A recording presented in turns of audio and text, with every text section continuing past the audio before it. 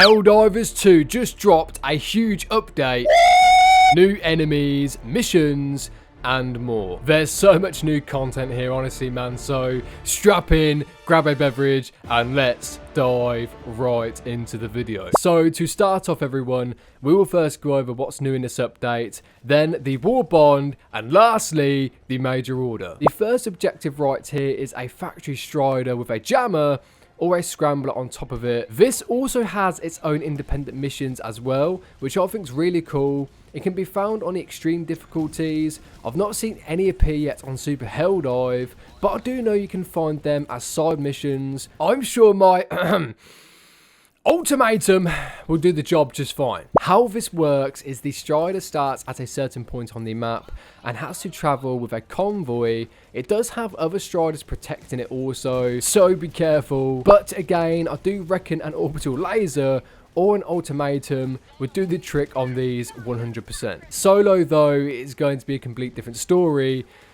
I'm going to have to try it. As well as this awesome new content, we also have a big bot fabricator spawning a bulk load of enemies. It does not spawn striders though, so yeah, I don't want to give you a heart attack. It's just tanks, rocket devastators, rocket striders, you know, just the usual enemy types. Man, if these ever did spawn striders, it would be so manic. Imagine 4 striders coming out of that thing. Don't let the size of this bot fabricator confuse you though, because you can actually take these down pretty easily. They may look big and scary, but yeah, they are just like any other bot fabricator. One grenade and boom, bot fabricator is no more. It would have been amazing if perhaps they had more enemies protecting them, and maybe you had to turn off a switch or something, you know, just to make it a bit more harder. Considering the size of these things, you know, it kind of makes sense. Talk about regular content updates, they just literally keep coming.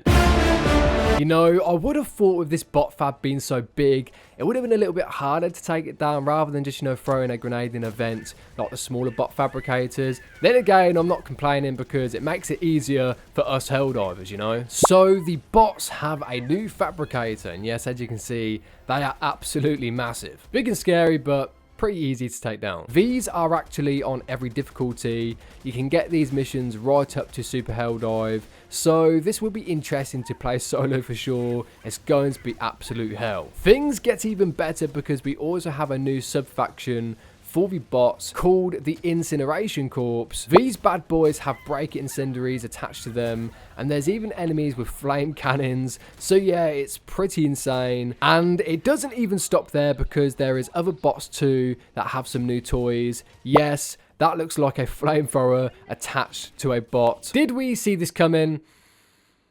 We definitely saw this coming. Flying Hulks when. So these new enemies have some really cool names. We have the Incendiary MG Devastators, the Pyro Troopers, the Conflagration Devastators, and the Hulk Fire Bomber. Now, as you know, I'm a bot diver, so I like the fact we are getting some love on the bot front. I mean, look at them. Don't they look really, really cool? I would have thought perhaps we could have seen the Iron Legion before the Incineration Corps, since they have been leaked for such a long time now. But no, instead, we have the Incineration Corps, and they are literally a new menacing foe, so I'm not complaining at all. I've been having a blast, and for me, I love that they are ramping up the difficulty even more and adding just so much into the game. People can't really complain about content now. Helldivers 2 did have an issue with being classed as a live service and basically having no content or progression in the very early stages of the game, or in fact the game just releasing content updates very, very slowly, and now we have all of this. Illuminant update, Gloom, the Incineration Corps. It's bloody awesome, literally. Drop a comment below. Are you enjoying this update? And what is your favourite part about it so far? For me, it's the urban biomes 100%. Just fighting bots on, you know, urban POIs is really, really cool. I'm definitely going to be doing some solo runs for sure on this. It's literally going to be manic. Moving forward to the new Warbond dropping on the 20th. Funny enough, this was leaked hours before by Tier 5 NPC, and then it dropped. I won't go over this fully, but we will briefly, for any of you who has not seen this yet. So what's included within this new Warbond, because it seems it's cowboy themed, and this has been speculated for such a long time now. Yes, we are heading into the Wild West with this one. This new Warbond looks absolutely sick as hell. So far, the last Warbond was my favourite just because of the GP ultimatum. That thing is menacing. And the reason I like this one the most is mainly because it gives me Mandalorian vibes. You know, the jetpack, the armor, it just all works really well together. Now, in this Warbond, we get quite a lot of cool stuff. I think this is the best Warbond insofar as aesthetic-wise. So the first thing we're going to go over is the armor. We get the GS66 Lawmaker, which gives me Mandalorian vibes, honestly. And then the GS17 Frontier Marshal. And both of them look really, really cool. We have a new primary weapon called the R6 Deadeye. This has been rumoured for such a long time now as well. We also have a sidearm. It almost looks like a shortened version of the sickle, but as a revolver. It's really, really cool. We also have a new stratagem, a jetpack called the Lift 860 Hover Pack. I did think to myself initially, why didn't we just have a hover pack to begin with? But as the game and the story has unfolded, you know, with the Illuminants coming into the game, it really does make sense that we get the jetpack now, rather than at the start of the game. You know, we didn't have jetpacks, the Illuminants arrives, they have jetpacks, and now we have jetpacks. So yeah, that makes total sense to me. I interrupt this video to say, if you're enjoying the content, be sure to subscribe for Managed Democracy.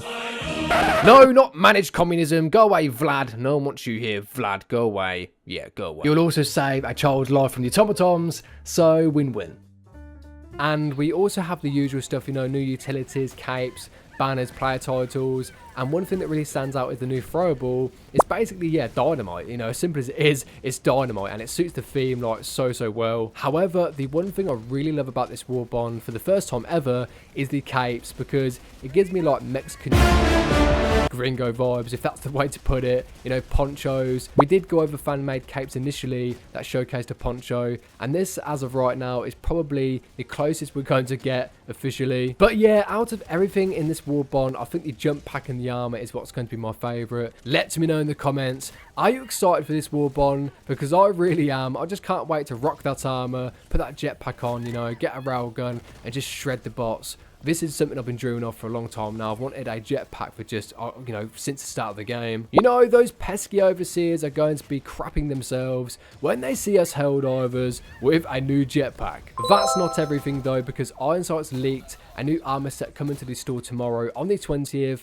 He also leaked the passes for all of these armor sets. So let's go and take a look at all of this right now. The first armor set right here, supposedly coming to the superstore, is kind of like a sheriff type armor set. It's called the GS11 Democracy's Deputy.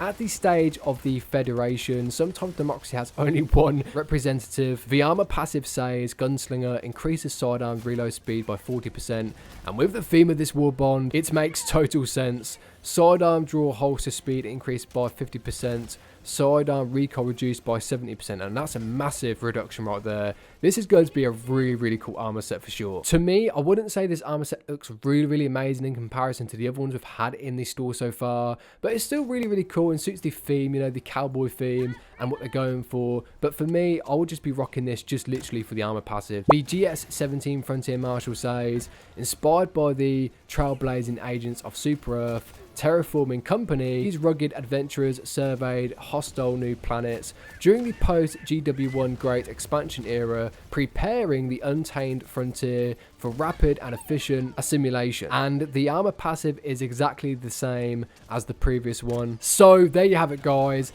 That's the new Warbond releasing tomorrow on the 20th.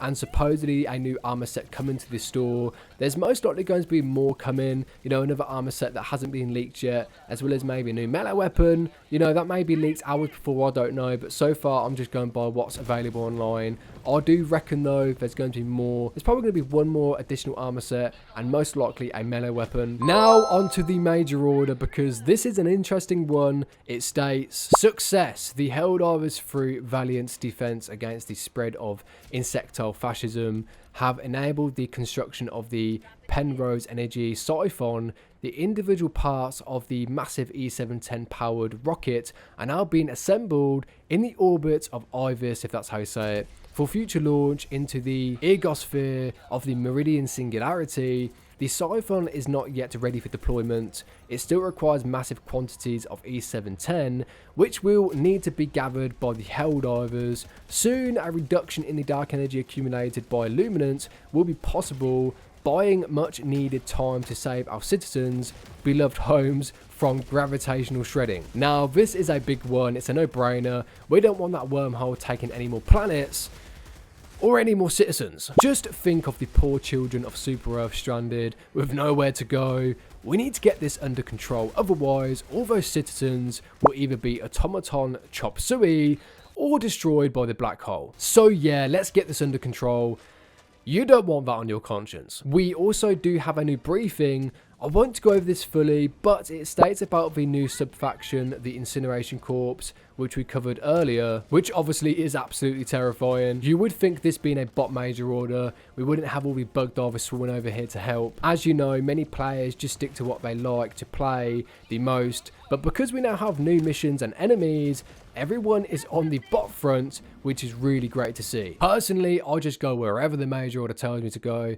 If it's to the automatons, terminids, illuminant, I literally go wherever the major order tells me to go. As much as I'm a bot diver and I love playing against the bots, I'll do my part for democracy. There is probably a ton more in this we have missed as a community. I'm sure over the next week there will be more to show in regards of leaks, you know, new upcoming content that's not been showcased yet. And at the same time, there's probably going to be more armor sets and weapons in the Superstore. So I cannot wait to see all of that. Thank you so much for watching, everyone. You guys are awesome. Until next time, go and conquer the galaxy for managed democracy, and I will see you in the next video.